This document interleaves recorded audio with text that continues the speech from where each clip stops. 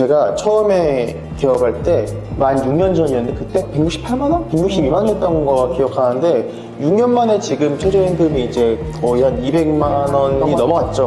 결론적으로 퇴직금이라는 거는 먼저 주는 거는 원래 안 되는 거고 먼저 받더라도 그것은 부당이득이다.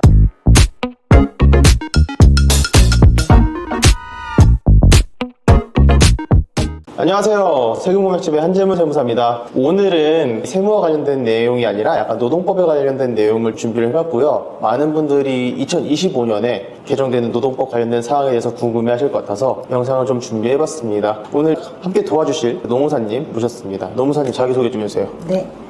반갑습니다. 저는 노무법인 평로에 소속되어 있는 김미리 노무사라고 합니다. 고맙습니다. 자, 일단은 좀 얘기를 좀 해볼 텐데, 오늘 얘기할 것들은 이제 크게 세 가지 주제로 보시면 될 것 같아요. 첫 번째는 매년 바뀌는 최저임금.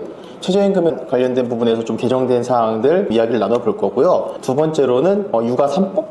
뭐라고 표현하죠? 뭐 육아 3법으로 표현하셔도 되고 모성 3법으로 표현하셔도 되고 편한 대로 하셔도 돼요. 네. 중요한 건 이제 내용이니까. 여러분들이 흔히 아시는 그 육아휴직 이런 것들이 좀 개정사항이 많이 있다고 들어서 이 부분에 대한 설명을 좀 여러분들께 드리려고 하고요. 그리고 마지막으로 최근에 가장 핫한 이슈였던 그 통상임금 관련된 판례, 대법원 판례가 좀 변경이 되었죠. 11년 만에.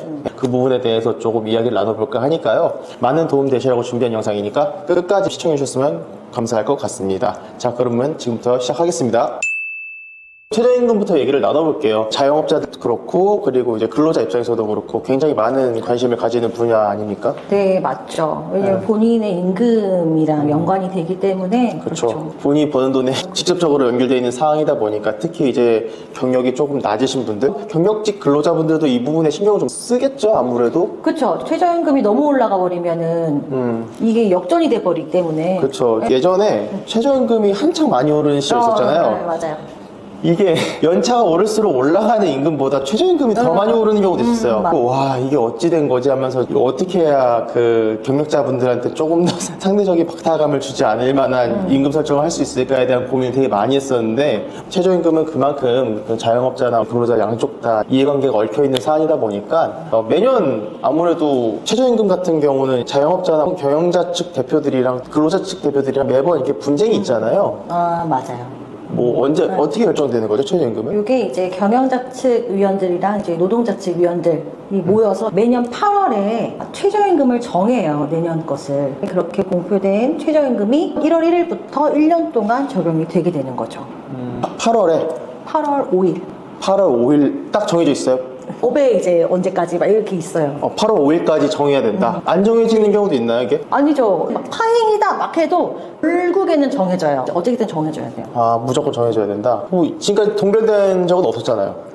제가 그래서- 알기로는 없습니다. 계속 올라갔습니다. 이번에는 1.72% 정도 인상이 됐다고 해요. 전 실제로 회사를 운영하는 입장에서 최저임금이 올라가는 게 단순히 임금만 올라가는 게 아니라 뭐 여러 가지 수당들이 있지 않습니까? 뭐 퇴직금이라든지 그쵸, 재반 비용들. 그렇죠. 4대 보험이라든지 그리고 연차 수당 뭐 이런 것들에 대해 종합적으로 영향을 미치다 보니까 사실은 이제 느끼는 부담감이 엄청 크거든요. 그래서 뭐 여러 가지로 참 어려운 주제가 아닌가 싶습니다. 제가 처음에 개업할 때 만 6년 전이었는데 그때 168만 원? 162만 원이었던 거 기억하는데 6년 만에 지금 최저임금이 이제 거의 한 200만 원이 넘어갔죠. 207만 원, 210만 원 정도까지 올라왔는데 이게 참 애매하네요. 일단 그럼 본격적인 내용을 좀 나눠볼게요. 2024년도 최저임금이 시급으로는 9,860원. 9,860원 그리고 주 40시간 하루 8시간 주 5일 근무자를 기준으로 했을 때 1급은 8을 곱하면 되니까요. 시급에다 78,880원. 네, 2024년도에 그랬고 또 주급 같은 경우는 여기는 주휴수당이 포함되잖아요. 네, 일주일 만근하면 있을 때 하루를 유급으로 쳐서 2024년도 같은 경우는 473,280원이었죠. 그리고 월급으로 따지면은 네, 월급으로 따지면 하루 8시간 주 40시간 근로하는 근로자를 기준으로 206만 740원이었습니다. 이번에 어떻게 변경이 됐죠? 이번에는 이제 아까 말씀해 주신 것처럼 1.72%가 인상이 돼서 시급은 1030원. 그리고 1030원. 네, 하루에 8시간 근로를 했다고 했을 때 1급으로는 8240원. 그리고 그렇게 1급으로 주 5일을 다 개근했을 때 주휴수당까지 포함을 해서 주급은 48만 1,440원이 됩니다. 이거를 월급으로 이제 환산을 했을 때에는 일주일 40시간 근로자 기준으로 했을 때 209만 6,270원. 이게 다 주휴수당이 포함된 맞습니다. 금액이잖아요. 맞습니다. 예, 일단 시급이 10,000원이 드디어 넘었습니다. 그렇죠. 주휴수당에 대한 논의가 사실은 최저임금과 더불어서 많은 분들이 궁금해하시는 분들이 있을 거예요. 주휴수당 얘기만 들었지 이게 어떻게 계산되는지에 대해서는 모르시는 분들이 되게 많거든요. 저희 회사 같은 경우는 하루 8시간 기준으로 5일제 근무제를 채택하다 보니까 주 소정 근로시간이 40시간이고 거기에 주휴수당이 8시간이 붙는다는 것 정도는 알고 있는데 이거 계산하는 방식이 제가 알기로는 어쨌든 하루치 급여를 더 주는 걸로 알고 있거든요. 네, 맞아요. 하루치 급여를 더 주는 거고 주 40시간이니까 5일제 근무자라 5로 나누면 하루 8시간 근무잖아요. 그래서 제가 8시간을 얹어주는 걸로 이해를 하고 있거든요. 주휴수당이. 결론은 맞고 네. 과정은 약간만 제가 네. 말씀드리면 돼요. 네네. 뭐냐면 주휴수당은 다른 게 아니라 내가 소정 근로 시간을 다 개근을 하면 휴식을 주겠다는 거예요. 하루치의 휴식을. 하루치의 휴식을. 그러면 그 하루치는 뭐냐? 계약상 내가 하루 동안 일하기로 한 시간. 그것이 바로 1일 소정 근로 시간이라고 표현되거든요. 그래서 여러분들 계약서 같은 거 보시면은 본인 하루 소정 근로 시간이 얼마인지 나와 있을 거예요. 그게 주휴 시간이 되는 거예요. 하루 유급 휴가를 준다 이런 느낌으로 맞아요. 편한 거죠. 맞아요. 네. 마치 네. 연차 하루인 것처럼. 그러면은 저희 직원들은 일주일 만근하면 무조건 하루에 휴가가 나가는 거네요. 쉬라고. 일요일날 쉬라고. 그러면은 제가 지금 말씀드린 거는 통상 주 5일제 근무로 판단을 하시니까 약간 다른 케이스도 있을 수 있잖아요. 주 6일제 근무자도 있을 수 있잖아요. 주 6일제 근무자 같은 경우는 계산을 어떻게 하죠? 그 주 6일제 근로자 같은 경우에도 하루의 소정 근로 시간이 딱 정해져 있어요. 그러면 그 시간이 본인의 주요 시간이 되는 거예요. 근데 다만 한계점이 있어요. 법상 1일 근로시간의 한도는 8시간까지거든요. 그러니까 본인이 이제 그걸 초과했어도 주요 시간은 8시간까지. 것이고 하루에 뭐 7시간씩 해서 주 6일을 한다. 그러면 하루의 소정 근로시간이 7시간으로 정해져 있잖아요. 현재 노동부 행정해석은 그랬을 경우에는 하루 7시간을 주휴시간으로 보고 있습니다. 주 6일 근무하시는 분이 하루 7시간을 근무한다. 그러면은 어쨌든 하루치 근로시간이 7시간이니까 7시간의 주휴시간이 붙는다는 거죠? 현재 행정해석으로는 그래요. 만약에 내가 주 5일제 근무자인데 하루에 10시간을 일한다 쳐도 주휴시간은 8시간 이상은 붙기 어렵다. 붙을 수 없다. 만약에 회사에서 더 주신다 그러면은 그건 오케이인 거예요. 그거는 오케이예요? 네. 그러면 만약에 제가 일주일 동안 일을 하다가 하루를 빠졌어요. 네. 주휴수당을 빼고 받는 거. 그렇죠. 원칙을 말씀드리면 주 5일 근로이신데 예를 들어 수요일날 빠지셨어요. 결근. 그러면 수요일날에 대한 임금이 안 나가고 그 주의 주휴수당도 안 나가요. 결과적으로는 이틀치 임금이 공제되게 되는 거죠. 보통 주급이나 1급 단위로 사실은 그 사람의 소득을 얘기하진 않잖아요. 보통 연봉이나 월급으로 얘기를 많이 하는데 저희가 시급의 정보만 가지고 그 월급을 산출할 수 있는 공식이 있지 않습니까? 네. 그게 근로기준법에 들어가 있는 공식인가요? 이런 것들은 최저임금법에 나와 있어요. 최저임금이 따로 있어요? 네. 최저임금법에서 최저임금이 정해집니다. 최저임금법에 따라서 시급의 정보를 가지고 월급을 산출하는 방식에 대해서 간략하게 이해하기 쉽게 설명을 좀 해주시면 좋을 것 같은데 하루 8시간 근로자 주 5일제 근무자 기준으로 해서 좀 설명을 해드리면 좋을 것 같아요. 제가 알기로는 네. 시급에다가 그냥 간단하게 209를 곱하면 되는 걸로 알고 있긴 하거든요. 네, 맞아요. 근데 그 209가 어떻게 나왔냐는 거지. 한번 설명을 좀 해주시면 좋을 것 같아요. 네. 일단 우리가 하루에 8시간 근로를 한다고 했을 때 주 5일을 일하면 8 곱하기 5해서 일주 40시간을 근로하죠. 일주 40시간을 개근하면 하루치 임금 더 주잖아요. 이제 그게 8시간이죠. 그러면 40 더하기 8을 하면 48시간인데 그걸 평균 주수를 곱해서 월로 환산을 하는 겁니다. 그 평균 주수는 어떻게 구하냐? 1년은 365일이니까 그걸 12달로 나누고 1주는 7일이니까 또 그걸 7로 나눠요. 그러면 4.34땡 나옵니다. 일반적으로 4.34를 많이 쓰는데 평균 주수가 4.34주구나.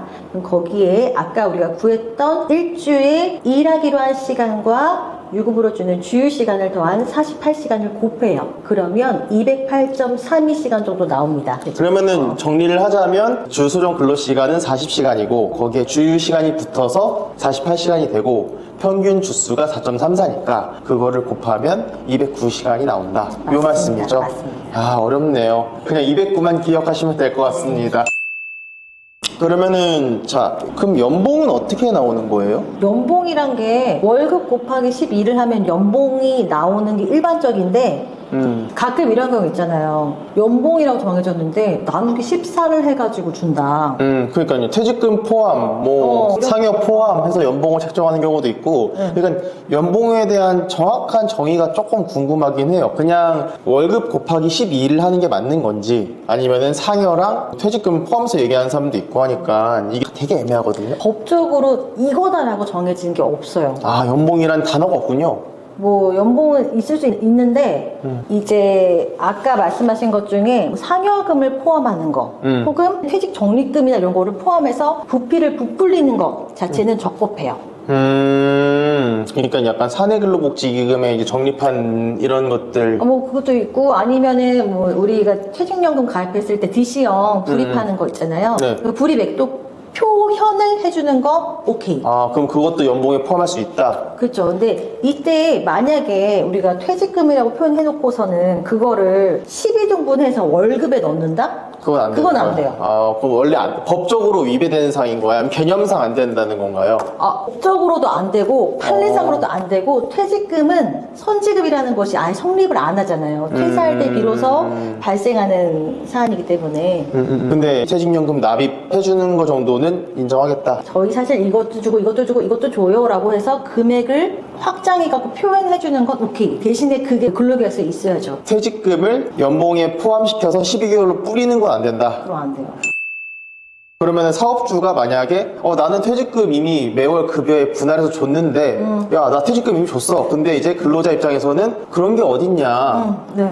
이거는 퇴직금이 아니라 나 그냥 통상 임금 받은 거다. 이렇게 주장해버리면 질 수밖에 없겠네요. 아니요, 요거 제가 실제 사건들을 했거든요. 네. 결론 말씀드리면은 퇴직금으로 선지급한 것들은 이게 무효잖아요. 그쵸. 근데 진짜로 퇴직금으로 표현이 돼서 입금이 됐다. 그러면 이건 뭐죠? 부당이득이에요. 퇴직금은 먼저 받을 수도 없는 어려운 거니까. 건 원칙으로 따지면은 퇴직할 당시에 퇴직금은 진짜로 산정해서 주고 그동안 준 거는 부당이득 반환 청구 소송을 해야 돼요. 제가 했던 사건에서는 줘놓고 이게 원칙으로는 부당이득 반환 청구 소송 들어가야 되는데 감독관님이 상계를 해줬어요. 아, 결론적으로 퇴직금이라는 거는 먼저 주는 거는 원래 안 되는 거고 먼저 받더라도 그것은 부당이득이다.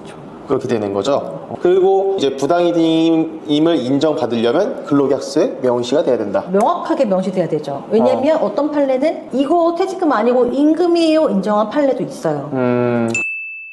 지금까지 이것저것 얘기 좀 나눠봤는데요. 저희가 뭐 최저임금부터 시작해서 주급은 어떻게 산정되는지, 뭐 월급은 어떻게 산정되는지, 연봉의 좀 구체적인 정의가 어떻게 되는지 이런 것들에 대해서 얘기를 나눠봤는데 도움이 되셨으면 좋겠고요. 내용이 조금 생각보다 생소하고 어려울 수 있어요. 그래서 이거 여러 번 돌려보시고 최대한 도움되실 수 있게 참고하시면 좋을 것 같고 이제 구독, 좋아요 눌러주시고 영상 클립 저장해 주시면은 아무래도 많은 도움이 되실 거니까 그렇게 해주시면 감사할 것 같고요.